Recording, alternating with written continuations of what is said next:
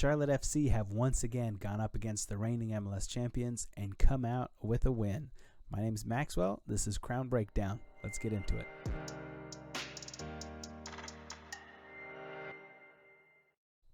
Charlotte started this game with a little bit of a different lineup than what we were used to seeing. We saw just a little hint of it during the League's Cup. Starting from the back, we got Lindsey, Byrne, Malanda as kind of the centerpieces, and then Andrew Privet again slotting in as that center back, central defensive midfielder hybrid that we're used to seeing Jones playing that role. But same back line that Lattanzio has been playing during the League's Cup and had been working fairly well. The interesting changes that we see to this lineup are Derek Jones in the midfield alongside Ashley Westwood, Brant Bronico, of course, slotting right in the middle, and then Brett Diagara, the new signing for Charlotte FC, who is typically a central midfielder. Lattanzio has him playing out on the wing with Ben Bender on the opposite side, and of course up top, Karol Swiderski. One thing I really liked about this lineup that Lattanzio fielded is that it was very obvious that he was trying to control the midfield of this game with playing Westwood, Jones, and Bronico all in the middle. Bronico's a really good high presser. He's a really good role player for Charlotte.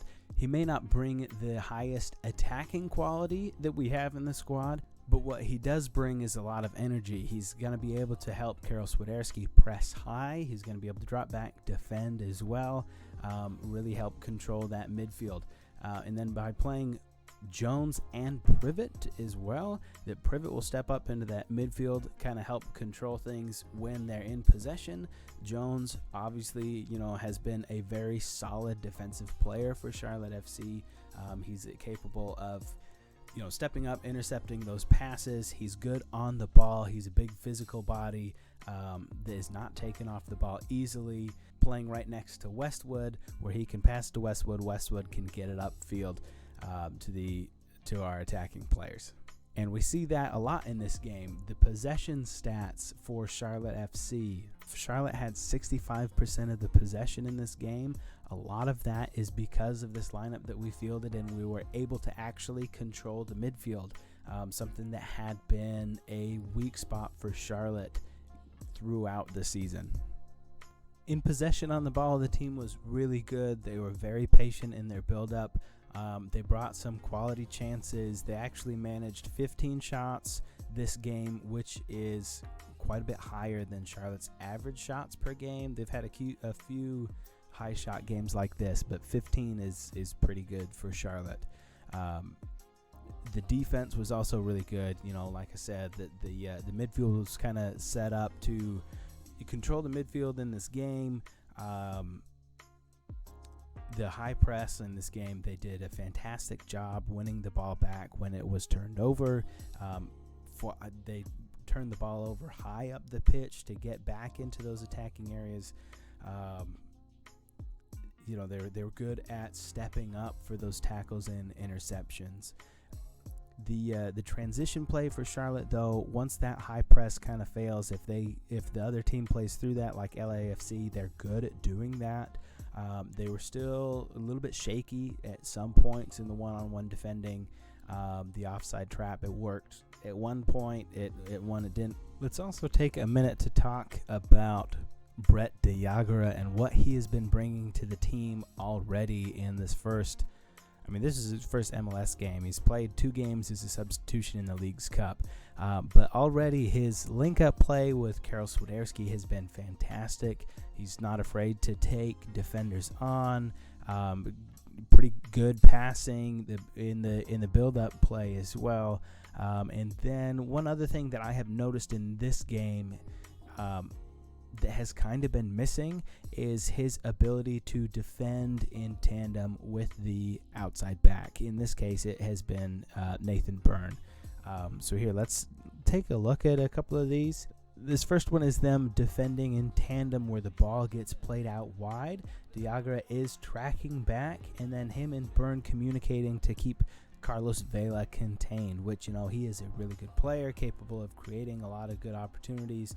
And then the both of them just switching to keep the ball contained on this side before, winning the ball. They called a fairly soft handball in this, but I mean, handball nonetheless. But just that defending there is very refreshing to see from Charlotte. We didn't see a whole lot of that previously. You know, the wingers would always kind of slowly come back in transition and kind of leave the back line and the center defensive midfielders to defend for themselves there.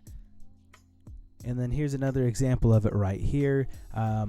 In this one, Burns steps up. Diagra recognizes that he has stepped up, and he tracks this run all the way. I mean, the LAFC player still gets the pass off. Malanda makes a fantastic tackle to cut out the play there. But just the ability to recognize, just with a glance back, that his outside back has stepped up to try and take the ball there, and that he needs to make that run. I feel like we haven't been getting that with our other wingers too often. Speaking of stepping up, we saw a lot of that from our defense that led to really good chances. Here's a couple from Jalen Lindsay stepping up to take the ball when it's a little bit loose. On a little bit build, continuing the run leads to a shot attempt.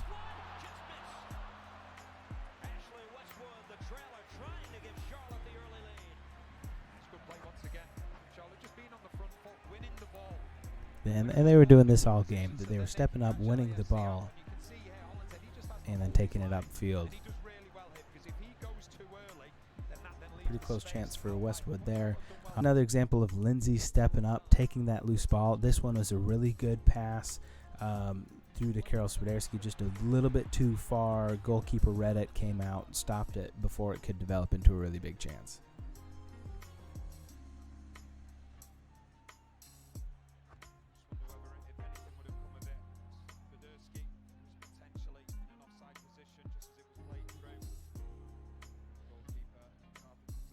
The attacking play for Charlotte was really good. The build-up was really nice. The passing was really crisp, and the movement on the ball was very good from Charlotte this game. So let's take a look at a couple of these clips. A lot of these will have Diagra swapping, combining with Karol Swiderski as well. Good rotation of the ball here, all the way from one side to the other.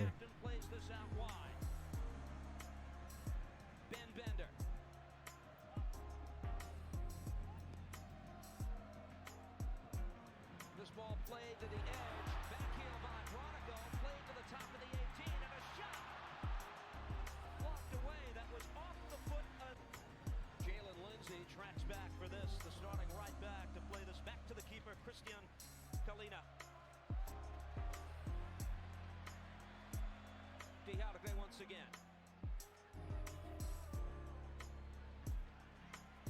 Into the attacking third once again. Bronico lets this go. They got a little bit on the shot, nothing to turn. So while Charlotte did a really good job at stepping up and winning the ball early this game, if they can get past that initial press, that transition play is still conceding some good chances for the other team. So here, let's take a look at two of these clips right here. This first one is actually going to be called offsides, thanks to Jalen Lindsay. Here, we'll take a look.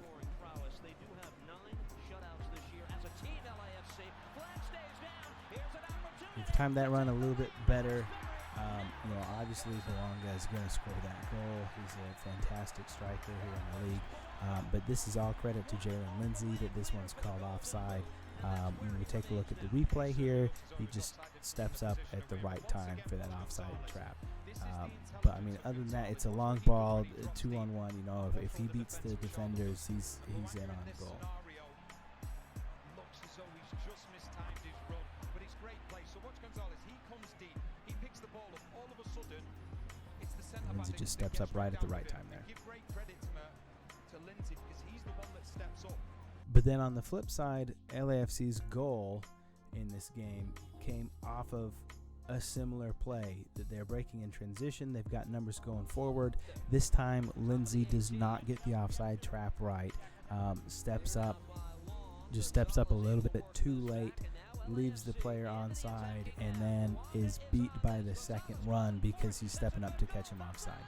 So, a little bit something they've got to be worried about, especially the way that they're playing in possession with Privet being up the field. A lot of times, either Lindsay or Byrne are going to be up the field and leaving mostly Malanda and one other defender in the back. Easy to get caught in transition like that.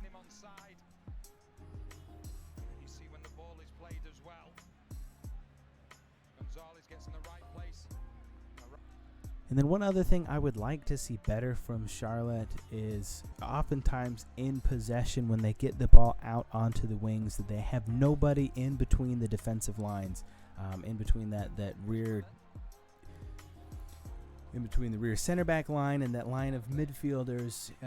Defensively, they have nobody that moves in to occupy that space, and everybody's trying to play off the shoulders of the back line. So as we watch this chance develop, it kind of rolls back. Our attacking players move forward. Westwood's trying to get people to go forward. Lindsay makes the run all the way up, and then as the ball's in the wing, look at all that open space right in the middle. We've got 4 players in the box, all trying to play off one-on-one off the shoulder of the defender. Wide open space there that somebody needs to either hang back or somebody needs to make a run a little bit later to open up a second option for that ball when it falls into dangerous areas. And we saw that with the Arfield goal. That Scott Arfield, before he makes that, before the goal is made, the ball here, we'll just watch this Arfield goal. We need a little bit more of this. Too often we're all trying to play off the shoulder of the defenders. In this one, Arfield, he's asking for the ball. He's run into the box. He checks his run, steps back in, occupies that space in the middle, and then is able to combine with Carroll. Carroll takes the shot, and Arfield can continue his run, get in there, and put the ball away. That when we have those players in the dangerous areas in the middle and not all trying to play off the shoulder of the defender, get in behind, it just opens a second line of attack that we're not all trying to do the same thing. A couple different options there. That's just what I would like to see more from Charlotte. If we can play the same way that we did this game against LAFC, but fill that gap a little bit better. Fill that gap a little bit better. I think we can continue to get a higher volume of shots on. Just shots in general than Charlotte has been getting this season.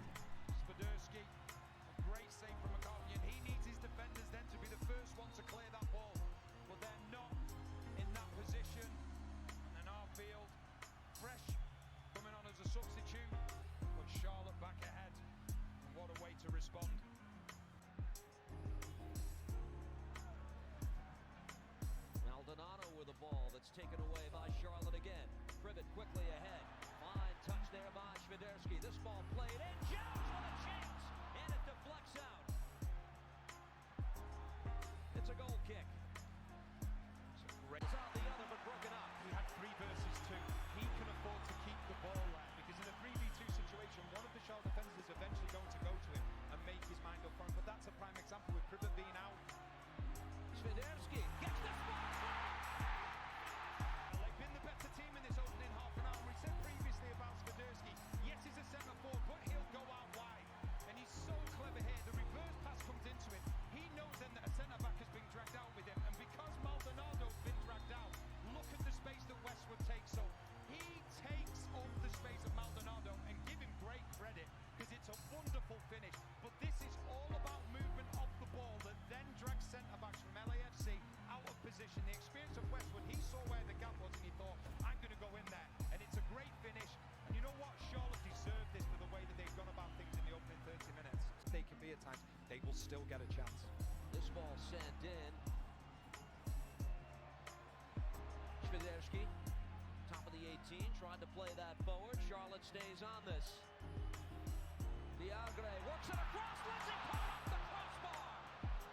Oh, it could have doubled the lead. Now sent in again and defended by LAFC. It'll go out for a corner.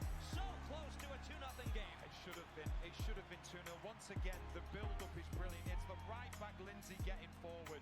But the one thing that will be in the Charlotte players' minds is we need this second goal. We're getting opportunities, we're not taking them. Sooner or later, you have to take them. That is a gilt-edged chance. You won't get many better chances than that. Charlotte know that, Lindsay knows that, and the whole crowd know that as well. They can't. Okay, rather than do a separate graphic, trying something new this time, player ratings, I'm going to go ahead and do player ratings in this video rather than a separate graphic for each game. So for my player grades, for those not familiar with it, I grade these on a F to A scale. C is going to be average. If it's an average performance, it's good, it's not bad. That for me is going to be a C. Everything above that, B, A being an excellent game, D being, it could definitely have been much better, F being, man, what was he doing out there? So here we go. We're going to start at the front. Karol Swiderski. For me, Karol Swiderski, this was going to be a performance. His link-up play with Brek Diagra, with the other midfielders, he's making runs, pulling the center backs out, creating space. His passing was really good. He wasn't officially accredited with the assist on the Westwood goal for some reason. However, he made that chance. His shot was good enough on the second goal to force a rebound that Scott Arfield could put in. So for me, Karol Swiderski, that's an A performance. Brek Diagra, for me also, I'm going to give him an A on his first MLS match. He wasn't afraid to dribble, to take on the defenders. His defending was really good. For the winger, he had 2 blocks and a tackle. He created the most chances, tied with Ashley Westwood, had a couple of shots on target. Great MLS debut for Brek Diagra. Okay, Ben Bender, I'm going to give him a C+ on this game. He did have a good number of crosses into the box. He had 4 shot chances created, 1 shot. He did have the most progressive carries. It's moving the ball up the field, and his passing was just so-so this game. All right, Derek Jones for this game, he played a lot more forward than we're used to seeing him in. I'm going to give him a B- for this game. He had some good dribbles. He had a couple of tackles. He did have some shots on target. I think he was just a little bit above average. What he did do really well, and I'm sure this is what he was tasked with, was shutting down Ilie Sanchez for LAFC, who's their, general. He's their playmaker in the midfield, just like Westy is for our team. If you watch the game again, he was always very close to him, kept him uninvolved in the game for the most part. So for that, I'm giving him above average grade, B- on him. Good job for Jones in a position higher up than what he's used to playing. Brent Bronico, I'm also going to give him a B-. Brent Bronico does a really good job. I kind of talked about him earlier, but he's that role player for Charlotte FC. What he does really well is he's got a lot of energy. He's going to be that guy to high press, trying to help win the ball back, which he did a lot. He had a high number of ball recoveries, very high number of progressive passes as well, creating a couple of chances. Ashley Westwood, for me, this is another A performance from him. He's got that first goal. He had 2 shots in this game. He was also tied with creating the most chances, as well as having the most progressive passes. For Ashley Westwood, that's a little bit easy, though, where he's lying deeper, and he's got that ability to make really good passes forward. But A performance from the captain today. Nathan Byrne today had some really good one-on-one defending. For that, I'm giving him a B+. High number of ball recoveries, a couple good interceptions, his progressive passes, his attacking play was pretty good, as well as winning aerial duels for outside back. You don't think of him winning a whole lot of those, but he got up, won 3 out of 3 aerial duels. He was doing a good job there. Andrew Privet, I'm going to give him a B-. I think he was a little bit better than average. He's playing in that normal role that we're used to seeing Derek Jones in, that center back that's stepping up into the midfield. He roamed quite a bit high in this game as well, but he also had the most clearances and the most blocks, high number of ball recoveries. He made some really good tackles to cut out some passes in this game, as well as his passing was good as well. The one thing of note, though, he did have one mistake that led to a shot on goal for LAFC. Luckily, Kalina put a stop to that one. Adilson Malanda, I'm also giving a B-. He had a couple of good tackles. He was really in. Defensively, he was really good. He did have the most ball recoveries. Lindsay wanted Bender taken back by LAFC. Is this the opening? Denny Bawanga on the move, dancing in the 18. Bawanga broken up. Oh, it's Malanda who made the defensive play. Jalen Lindsay, I'm gonna give a B. He had one big chance, hit the post. He had the most tackles. He had the most interceptions, and high in a number of ball recoveries. So he was really good defensively, really good offensively as well.